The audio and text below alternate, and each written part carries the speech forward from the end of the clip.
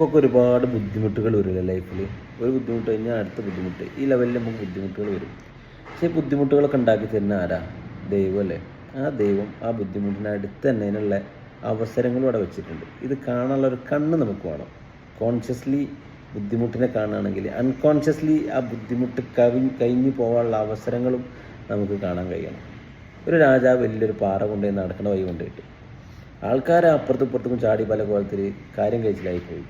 ഒരാൾ വന്നിട്ട് അത് കട്ട് ചെയ്ത് വഴിയാക്കി. അപ്പോൾ ആ കട്ട് ചെയ്ത് കഴിഞ്ഞപ്പോൾ അതിൻ്റെ അടിയിൽ നിന്ന് ഒരുപാട് സ്വർണ്ണ നാണയങ്ങൾ ആ കട്ട് ചെയ്താക്കി കിട്ടി. ആൾ ഭയങ്കര സന്തുഷ്ടനായി.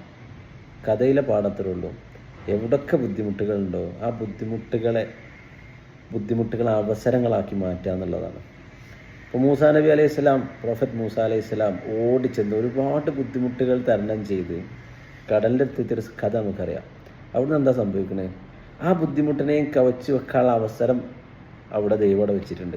ഇതുപോലെ തന്നെയാണ് നമ്മളൊക്കെ ലൈഫിൽ ബുദ്ധിമുട്ടുകളെ തരുന്ന ദൈവം അവിടെയൊക്കെ അവസരം വെച്ചിട്ടുണ്ട്. അത് കാണാനുള്ള ഒരു അൺകോൺഷ്യസ് മൈൻഡ് നമുക്കുണ്ടാവണം.